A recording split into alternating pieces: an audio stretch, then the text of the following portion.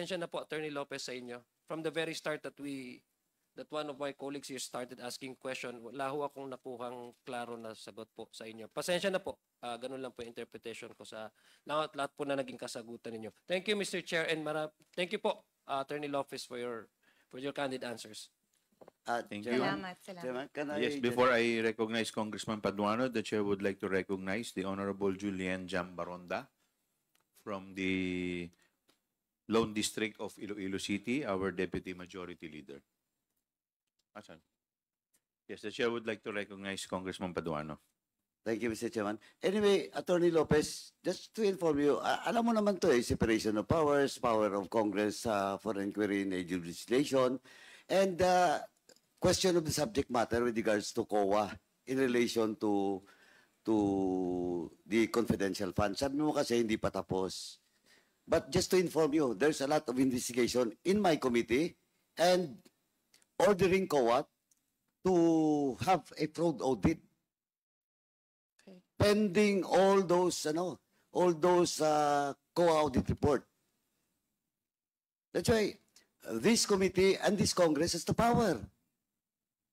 Visited and asked for inquiry in aid of legislation, especially in the case of the confidential fund, in which that is a law from DGA. Alam mo naman yan, di ba? Yes. Walang budget na confidential fund without DGA. It is a law. Tama? Kaya nga po, just to inform you, na in Congress, well, in fact, ang dami na po.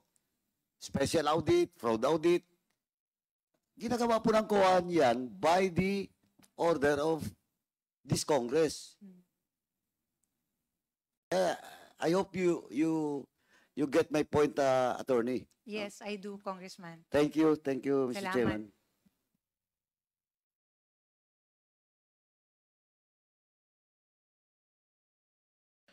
At this juncture, the chair would like to recognize the next interpellator, the Honorable Jude Asidre.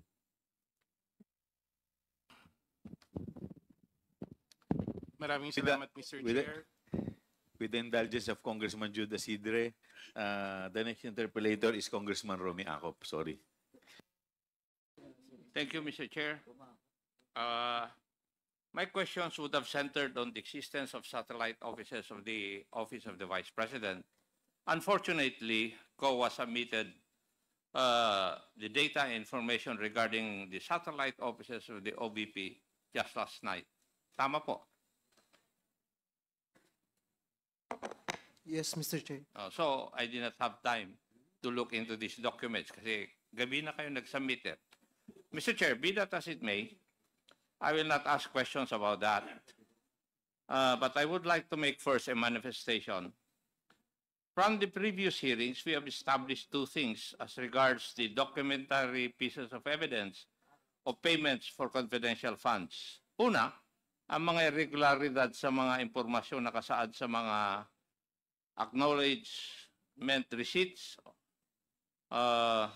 At ikalawa, ang kakulungan sa mga kinakailangang impormasyon para matiyak kung tama ba ang paggamit ng confidential funds na ito. Attorney Lopez, do you believe that public officers occupy a public trust?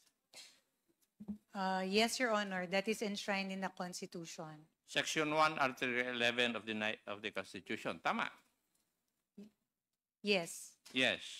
Now, would you also agree with me that the impassivity of the public officers and employees, yes or no? Yes or no? Your Honor, may I be allowed to... Yes or no? I am asking if you believe it or not. Your Honor... You do not believe it? No, in the sense that it is not a betrayal of public trust, exactly, Your Honor. Because the decision to attend the hearing, Your Honor, is a personal one. No, because you are compelled if we issue a subpoena. It's not personal. Would you agree with that also? Yes, Your Honor, because if it's a subpoena, it becomes coercive. Yes. But in the end, respectfully, if it is an invitation, there is also a right on the end of the invitee to decline. I agree. But the end of Yes, that is that we can issue subpoena Yes. that in is order correct. to force you to attend these hearings. Tama. Yes, Your Honor. Or in that case, if you are forced to attend hearings and you do not attend, would that not also constitute a betrayal of public trust? Uh,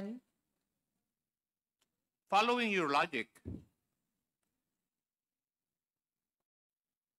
Your Honor, pakisagot lang po na yes or no. Yung katanungan ko po, yes or no eh. There's no need for any explanation unless I ask for one.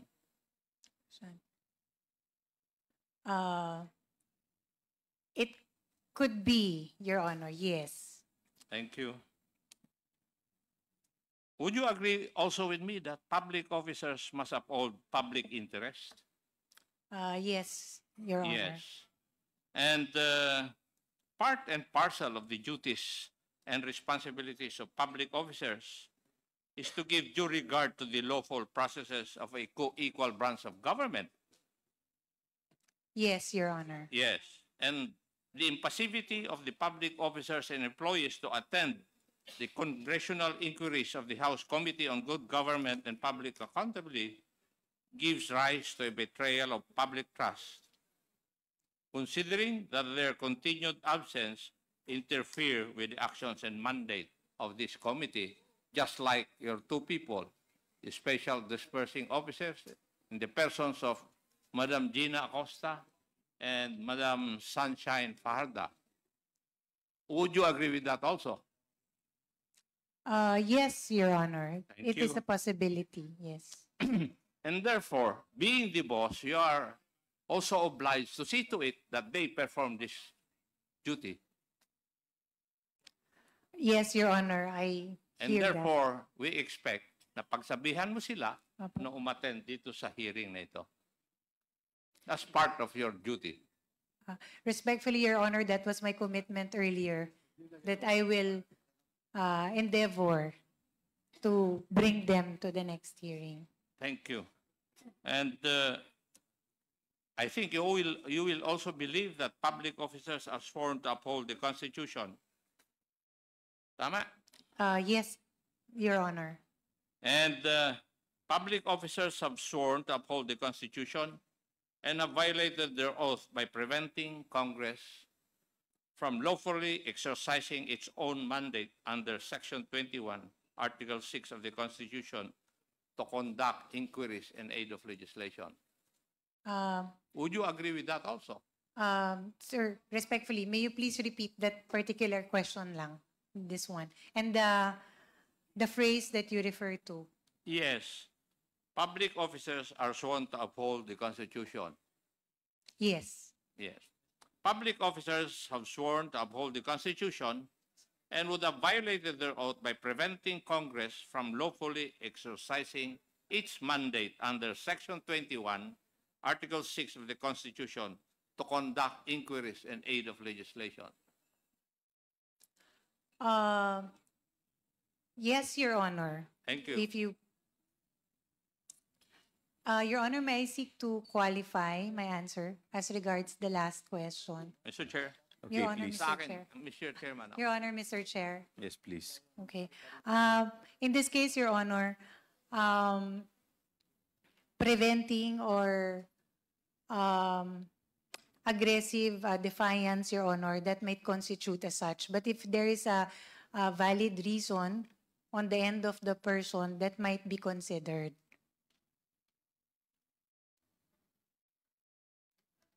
But again, aggressive and continued defiance without justification or reason, Your Honor, that may be taken as such. Congressman Acop. Thank you, ma'am. Thank you, Mr. Chair. But you will also believe that the queries of members of the committee remain and will remain unanswered if the responsible public officers or employees fail to elucidate on the subject issues by their continued absence. And the conspicuous absence of these public officers and employees of the office of the Vice President causes immediate or threatened injury to the powers of this committee granted under the Constitution. Would you agree with that also? Yes, Your Honor. Yes. Okay. Thank you. And Mr. Chair,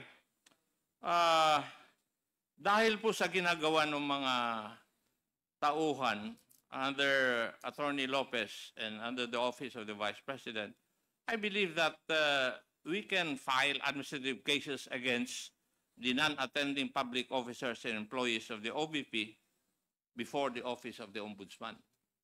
That is my point of view and my stand, Mr. Chair.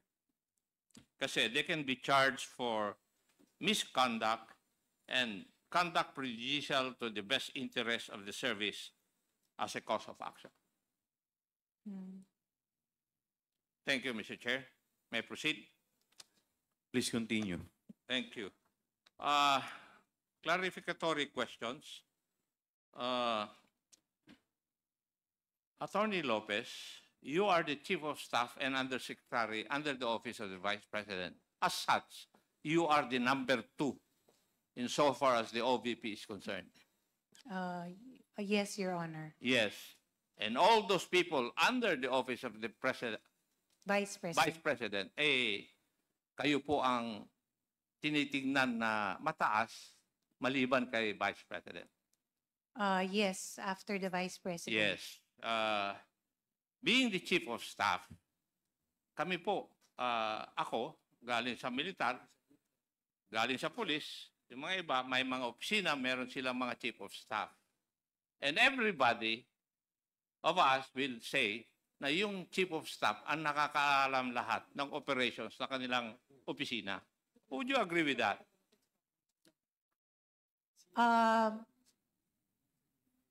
In my experience, Your Honor, that does not hold true. So I cannot agree to that. How long have you statement. been in the government service? More than 10 years, Your Honor. 10 years. Ako, more than 4 decades. I hear. At ang pagkaalam ko, yung Chief of Staff is the most knowledgeable among the staff of a head of office. In most cases, Your Honor, yes. That So is you're the correct. only exception? No, Your Honor, it is only in this matter that I am not privy to. You're not privy on what matter? The matter of confidential funds in the... You're lying, Madam Attorney, simply because the letters that you wrote to COA would belie your statement. Kasi alam mo eh, if you read intently the contents of your letters, alam mo. How can you explain yung AOM? Respectfully, Your Honor, Mr. Kayo Chair, po ang nakapirma doon. ako po And would you say na pumirma ka na hindi mo alam yung nandun? Are you trying to tell me that, being a lawyer? Your Honor, the documents, the attachments, as regards the answer to the AOM was presented and prepared by Mr. Ortonio. It is not incumbent upon me to double-check or to review such documents, Your Honor. My role in the Pero Office of the ikaw ang Vice... pumirma. Office of the Di Vice... ba, sa bilang abogado, ang sabi nga sa law school, di ba, sa inyo, bago mo pirmahan yung iyong death warrant, basahin mo muna. Opo. Di ba? Yes, Your Honor. I simply checked, Your Honor, the form. Ano po yung attachments Ikaw naman, and the attorney. explanation. Your Honor, respectfully, Mr. Chair, I have also mentioned this earlier when in the question of Congressman Adjo, Congressman Zia, I mentioned that the matter of disbursement, utilization of the confidential fund, that is the matter that I am not really privy to. But in the matter of explaining, for example, issuing external communications to a government agency such as the Commission on Audit, as the highest official in the OVP, Your Honor, I sign off on all the documents.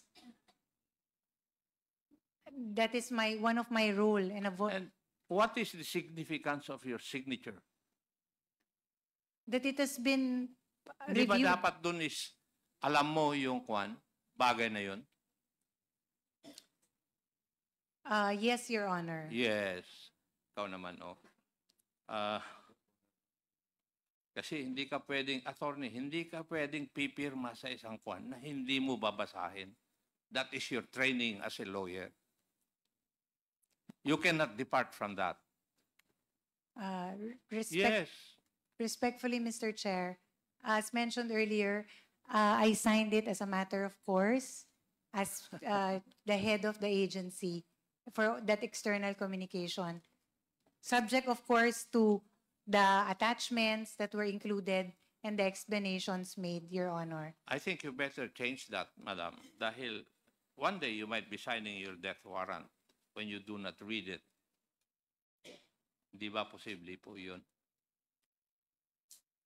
Yun po, I can only speak for that, my experience, Your Honor. That was exactly what happened in that letter.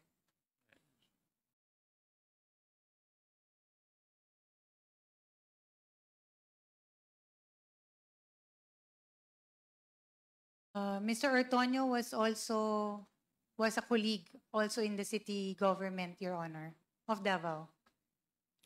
How about Madam Acosta? Also one of the employees of the local government unit. So matagal na kayo magkasama. And how long would that be?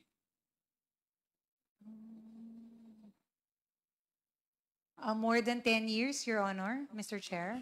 Oh. Doon sa 10 years na yon, mas mataas ba sila sa iyo o mas mataas ka pa rin sa kanila? Mr. Ortonio was a city department head also, Your Honor, which had the same rank as me.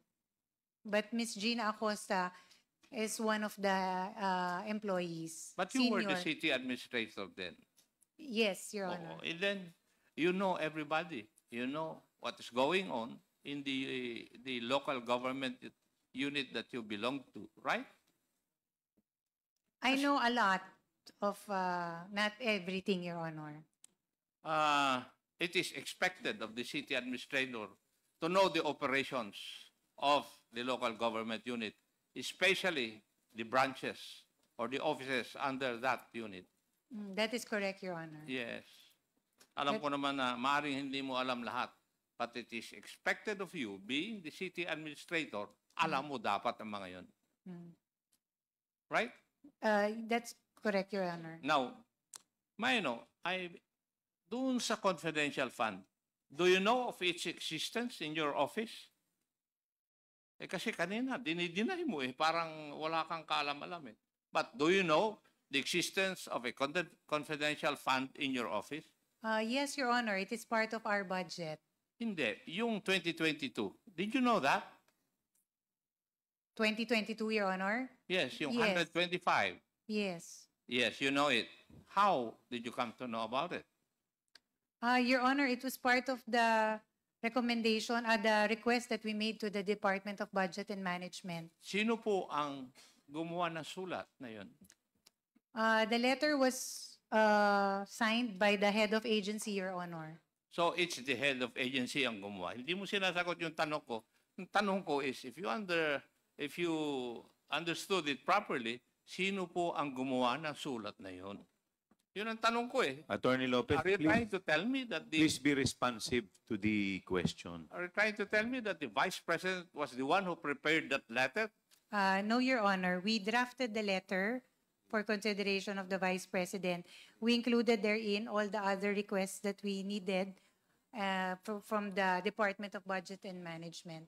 It is So a request. you know something about confidential funds. The request, Your Honor, yes. Ano naman, the request of the confidential fund. Well, yung confidential fund per se, hindi mo alam? Your Honor, as mentioned earlier in the interpellation of Mr. Zia Diong, only the disbursement, utilization, these are matters that I am not privy to. But in the request for the budget that included the confidential fund, we drafted that letter, Your Honor. Kasi in your letter to COA na pinirmahan ninyo ni Mr. Ortonio, detalyado eh. It pertains to yung liquidation reports insofar as the confidential funds are concerned. And yet you're telling us you do not know anything about its utilization, but you can answer the AOMs of COA. Specific na po yun, yung mga observations ng COA. Now, kaya I cannot believe that you do not know anything about its disbursement Your or Honor. its liquidation. Kasi nandito eh. Ang nakalagay dito, if may read, we respond to each finding in the AOM in seriatim. Kalagay, the submitted liquidation reports with their supporting documents. You're already speaking of liquidation reports. And still you deny, you do not know? Your Baka Honor, mapikon ako iha eh. respectfully, Your Honor, I am not, I wouldn't want that, Your Honor. The letter was prepared, as mentioned earlier, by Mr. Ortonio, and he presented the attachments to the same. As a matter of course, Your Honor, I took a look at it, looked at the attachments, and then saw it correct in form. And because all external communications have to be signed by the highest official in the Office of the Vice President, I signed off. It was a matter of course, Your Honor, on my end. In the same manner, So when you say matter of course, Madam, you said it's ministerial on your part? Your Honor, if I may, Mr. Chair, even in the regular audit, when we have AOMs, these are, Ma'am, you have to be reminded that you are under oath. yes, I know that. Your Honor, even for the matter of regular audit, these items are prepared by the finance cluster. And on my end, Your Honor, I review the attachments and the explanations, and then I sign off on it also. So it is really, that is, Sir Akop, what I meant by it's a matter of course. It is something that I sign off on, provided in form, it's already the proper attachments and the explanations are there. But as to whether how it was liquidated and how it was disbursed, I have no direct knowledge, Your Honor. It is simply a paper review on my end. I'm amazed, Attorney Lopez. Kasi ang tingin ko sa mga abogado meticulous sila, binabasa. Pero on your part, working as the chief of staff, hindi ka naging meticulous. Anyway, I'll go to another topic. I will refer to your letter to the Honorable Gamaliel Cordoba, 21 August 2024. I think you already saw this letter and, shall we say, state to the committee that you signed. This signature is yours, right? Your Honor. Now, when you signed this letter, kayo po ang gumawa? Your Honor, this matter was Pakisagot lang po yung tanong ko. Kayo po ang gumawa? hindi po, Your Hindi. Honor. So, sino po ang gumawa nito? It was drafted by Mr. Lemuel Ortonio. Is Mr. Lemuel Ortonio a lawyer? No, Your Honor, he's No. not. And you read this letter? Yes, Your Honor. And you agreed with all the contents of this letter? That was our position, Your Honor. It was a shared. No. Yes. You answer my Yes. question. Now, may I ask, can you explain to me that what the when we investigate the use of confidential funds of the Office of the Vice President and the Department of Education, you are of the position that the subject subpoena violates the constitutional principle of separation of powers? Could you please educate me? How did we violate the principle of separation of powers? Nandito po sa sulat po ninyo, pinirmahan ninyo. Your Honor, may I read the letter in Yes. toto? Yes. For the record, it says, the principle of separation of powers is violated when one branch of government unduly encroaches in the domain of another. Jurisprudence provides that there are only two ways to violate the subject principle, namely, by impermissible interference with another department's performance and by assumption of another department's functions. Here, it is clear that the subpoena was not issued in aid of legislation and thus exceeds the legislative power of inquiry, and its issuance impermissibly interferes with the exclusive functions of the Commission on Audit and infringes upon the independence of the Commission. And then, first, Congress has no power to participate or otherwise take part in any audit process. Obtaining any information in a pending audit clearly does not serve a legislative purpose of drafting or remedying legislation. Second, the audit decisions which the committee seeks to obtain are in cases still pending adjudication and therefore not final, not conclusive, and cannot be used as a fair, accurate, or intelligent basis for legislation. Third, COA has already published its annual audit reports for fiscal year 2022 and 2023, which are specifically intended to aid the executive and legislative departments in crafting responsive laws and regulations. Fourth, the only purpose mentioned is to expose to the public the use of confidential funds by the offices headed by the Vice President and purportedly whether such use follow the guidelines.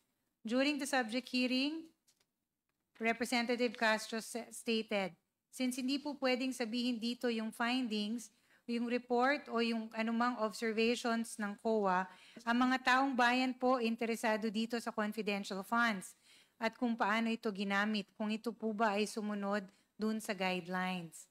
Also, as reported in the media, Representative Castro has been known to say that the Vice President has not yet satisfactorily explained the OVP spending of confidential funds in 2022. She added that the VP still has yet to account how she spent the said funds in 2023 and that she is not off the hook yet, end of quote.